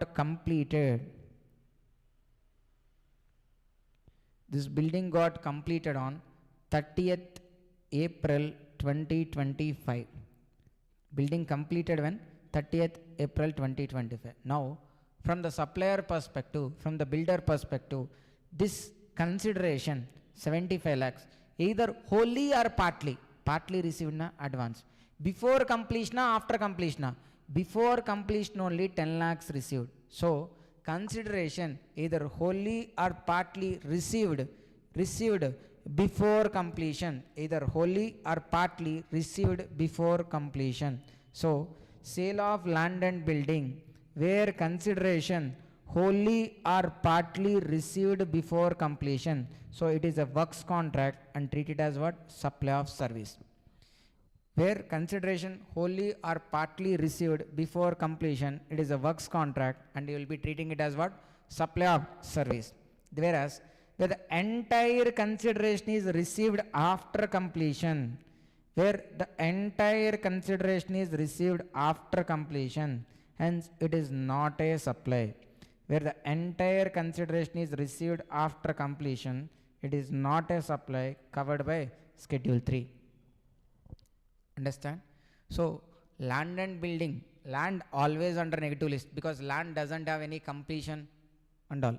With respect to building part, where the consideration is received either wholly or partly before completion, then not covered by negative list, it's a supply only. Where the entire consideration is received after completion, where the entire consideration is received after completion, then it is not a supply covered by Schedule 3.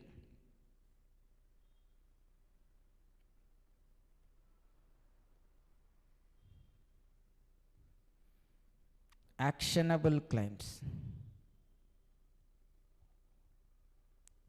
Actionable claims. So with respect to actionable claims are covered under by negative list when they are other than specified actionable claims. If they are specified actionable claims, then they are supply only. Other than specified actionable claims. Other than specified actionable claims, now what?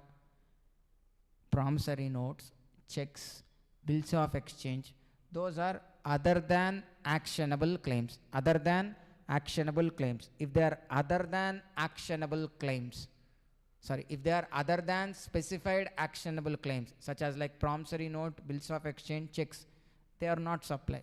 But when it comes to specified actionable claims, what are called specified actionable claims? Betting, gambling, casinos, horse racing, lottery, online money gaming. When it comes to betting, gambling, casinos, horse racing, lottery, online money gaming. Betting, gambling, casinos, horse racing, lottery, online money gaming. So these actionable claims, these part related amounts to supply. Okay, 3 completed, sir. Funeral, burial, crematorium services, including transportation of the deceased. Second one, land and building.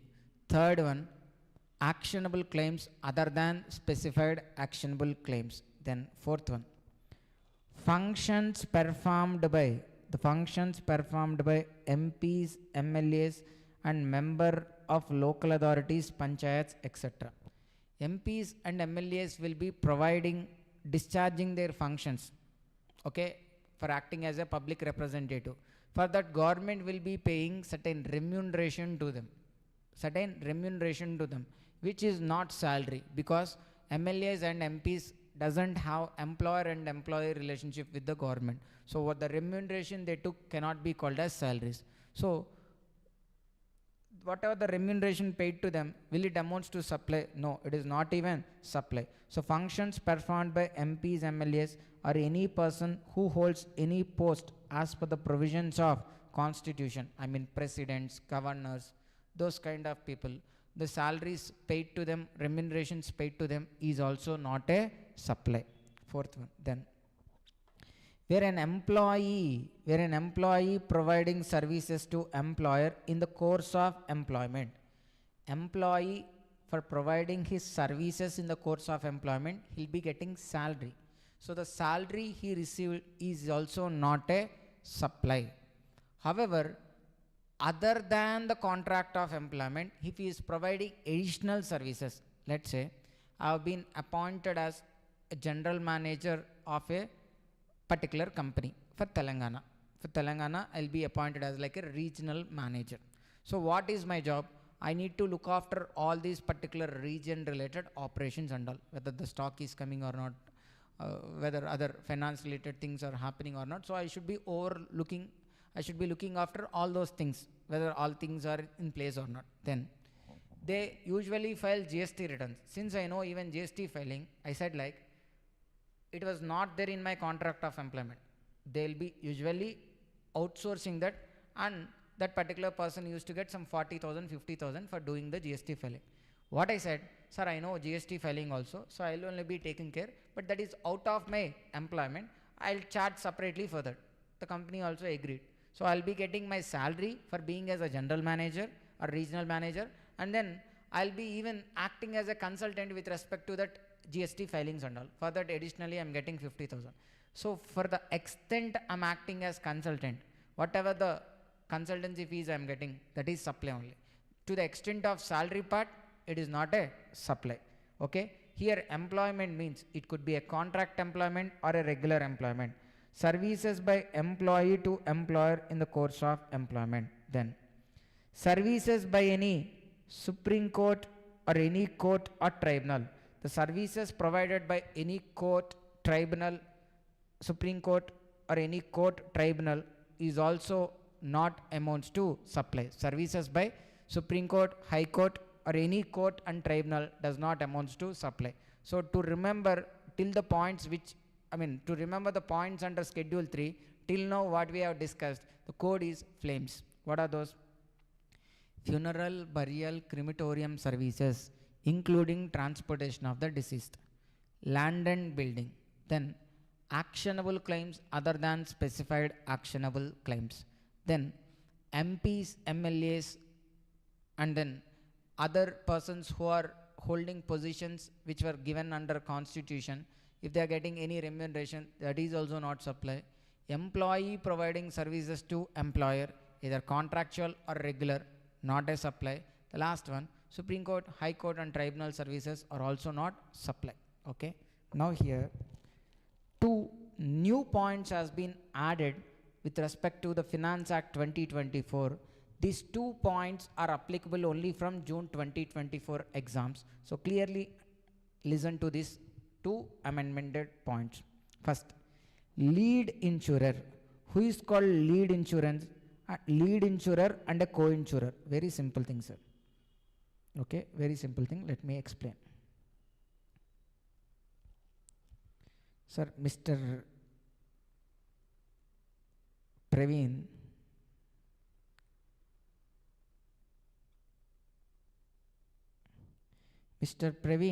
taken an insurance policy. Mr. Praveen has taken an insurance policy with HDFC. He pays premium.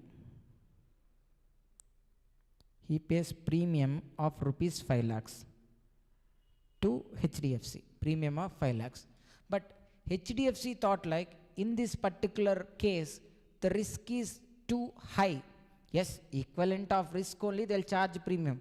But HDFC thought like it will not bear the total risk. It wants to share the risk with some other insurance companies also. Okay. So but with Praveen, HDFC is the main face with whom Praveen is dealing. So now HDFC is called as what? Lead insurance. Lead insurer. But there are other co-insurers also, like there is SBI, another insurance company, and then there is another one like ICICI. So now what happens? They are sharing the risk. I mean, this policy is offered not alone by HDFC. This was offered together by HDFC, SBI and ICICI. I mean, all these three will be responsible, or all these three will be bearing the risk of affecting the policy. Now, but the 5 lakhs is initially collected by HDFC, right? But they are sharing the risk, like SBI 1.5 lakhs and here 1.5 lakhs, and HDFC has retained 2 lakhs. I mean, the risk is like HDFC 40%, whereas SBI has taken 30% risk and ICICI has been taken 30% risk. Now, out of the premium collected 5 lakhs, because the risk is even paid by SBI and ICICI also. So the premium 5 lakhs collected will be shared between SBI as well as ICICI. So 1.5 lakhs given to SBI and 1.5 lakhs to ICICI. Now the question is, when Praveen paid premium, HDFC along with this insurance will be covering the risk coverage. So this 5 lakhs is supply on this GST leviable. This 5 lakhs is supply on this GST leviable. No question about it. Okay.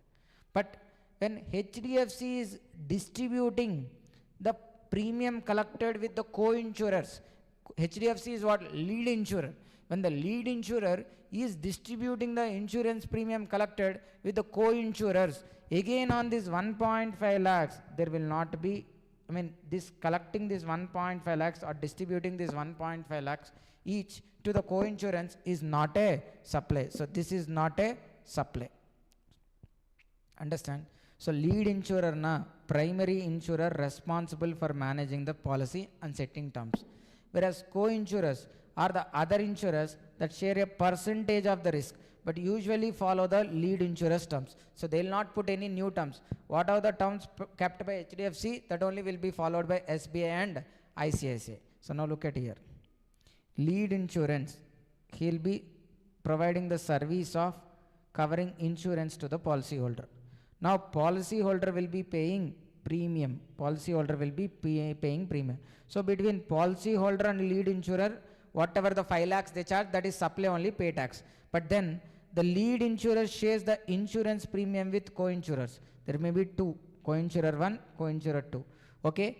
So this sharing this co-insurance premium for services jointly supplied, it is not supply of good, it is not supply of good nor supply of service.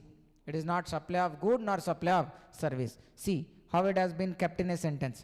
The activity of apportionment of co-insurance premium, the activity of apportionment of co-insurance premium by the lead insurer to the co-insurers, the activity of apportionment of premium by lead insurer to the co-insurance for the insurance services which were agreed to be supplied jointly by the lead insurer and the co-insurer to the insured in a co-insurance agreement, okay, subject to the condition that, okay, lead insurance pays the central state tax, union territory tax and the integrated tax on the entire amount.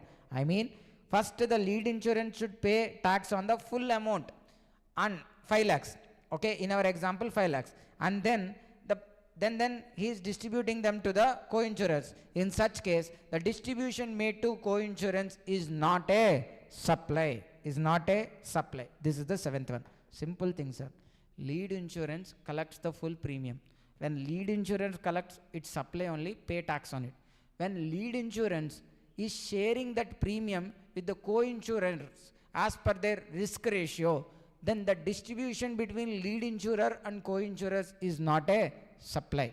Then reinsurance, then the next one, this is also amendment, sir.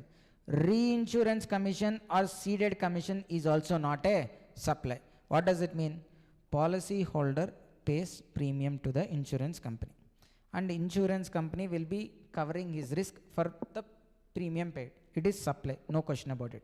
Then insurance company may reinsure the policy. I mean, insurance company is worried like maybe this policy gets striked. So that's why insurance company has taken on such policy, a reinsurance with another insurance company. So insurance company is paying a reinsurance with the reinsurer. Such reinsurance premium is not a supply. Such reinsurance premium is also not a supply. Okay, so both the amendments which were introduced are related to insurance companies only. The reinsurance premium paid is also not a supply. So now let us understand these things. Okay, so these amendments are made with retrospective amendments. I mean, you should consider like these amendments are there from the beginning of GST, not from today. I mean, even though these two are introduced today, you should consider like these two provisions are there from 1st July 2017. Okay, apportionment of co-insurance premium and ceding commission are not supply. However, the provision also specified that no refund. Okay, but previously, since these were introduced now, right, but previously if any person has paid tax on this, will it be given as a refund? No. Even though this provision has retrospective provision, retrospective effect, but if you already paid tax previously, that will not be given as refund. Already paid, now gone. Sir, I didn't pay previously. Okay, so then you will not be disturbed now also. If you paid, then gatam gataha. Okay, you will not be given anything back. Okay, so see, pre-amendment, ceding commission. Okay, before amendment also it is exempted, but now it is said as like not a supply. Pre-amendment, since it is said like as exempted, the related part ITC has to be reversed. But now no ITC reversal because it's not no ITC itself. Okay, you need not reverse also. Co-insurance premium, what happened? Original insurance premium, lead insurer paid. Co-insurance premium, co-insurers will pay. I mean, on both GST used to be levied. But now original premium, lead insurance pays, co-insurer premium is not a supply. Okay, then there are another 4 points, sir. See. Supply of goods from a place in non-taxable territory to another place in non-taxable territory without such goods entering into India. Without such goods entering into India. Sir, goods are sent from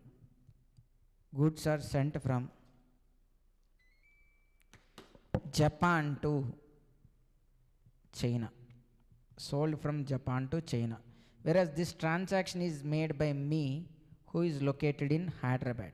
So me being in Hyderabad, I purchased goods from Japan and sold such goods in China. So Japan is also a non-taxable territory. China is also a non-taxable territory.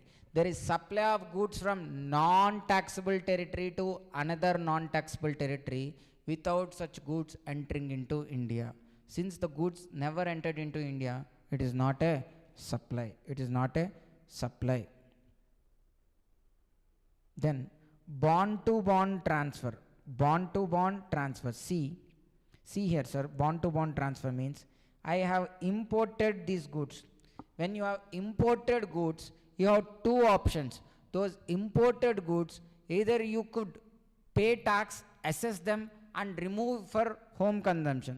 The second option is like you could warehouse them while filing a bill of entry with a bond also has to be published. I mean, bond also has to be executed when you are warehousing the goods.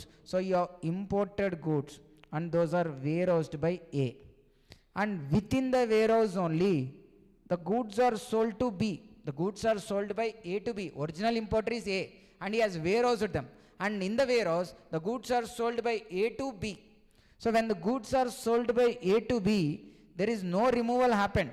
Within the warehouse only they are remaining and the goods are sold by A to B. So then what happens? Initially when warehousing, A executes a bond. Now when the goods are sold by A to B, then B will execute a bond which will be replaced with A's bond. A's bond, because originally A is executing a bond. When the goods are warehoused, he's saying like, I will pay tax even afterwards also. Now allow me goods to keep in the warehouse. That's what you are executing a bond, right? But now you are selling goods, right? So your bond will be replaced with the buyer's bond, B's bond, okay? So that concept is called as bond to bond transfer. But since the goods are still remaining in the warehouse within the customs premises, that sale is not treated as, this is not a supply. Then high seas sale. High seas sale na, the goods are, imported goods are still in the transit only, not yet reached India, in the high seas, in the transit only. That time itself you have sold. I mean, goods not yet entered India, but initially you bought. But in the transit only you have sold to some other person, which is called high seas sale. That is also not a supply. Then where state government issues license, state government issues license to sell alcoholic liquor for human consumption. State government will be issuing license, okay? Otherwise, everybody will sell liquor, okay? You cannot find this, at least, I mean, assume it's not Goa. At least in the other than Goa, normal states like AP, Tamil Nadu, Telangana, Maharashtra, Kolkata, these states, you cannot find alcohol in the normal grocery stores and all, you cannot find, right? They'll not be selling that. Why? Because that could be sold only by a person who is having a license. So those license will be given only to a particular person on collecting a license fee. So now state governments issuing license to sell alcohol for human consumption to a person. So which is neither supply of good or not supply of service. I mean, the fee state government is receiving for allocating a license to sell liquor is not supply. I mean, on that GST cannot be levied. Whereas this application, this exemption is available only to issue of alcoholic liquor license. If any other license like mining license or toll licenses, if any other different license is given, all the other licenses are within the scope. Only liquor license is out of the scope of supply. Okay, so total under negative list there are 10 points, sir. Okay, first set is like flames, funeral, burial, crematorium services, land and building, where the entire consideration is received after completion, actionable claims other than specified actionable claims, MPs, MLAs and any other person who is holding such post as per the provisions of constitution. Fifth one, employee providing services to employer. Sixth one, Supreme Court, High Court and Tribunal services. Then amendment, co-insurer, lead insurer distributing the premium collected with the co-insurers, not a supply. Then seventh one, reinsurance premium paid, not a supply. Eighth one. Ninth one, okay, when the goods are located in non-taxable territory, supplied to a place to another non-taxable territory without such goods entering into India, negative list. Then bond to bond transfer, and then high seas sale, and the last one is like sale of alcoholic liquor license by state government.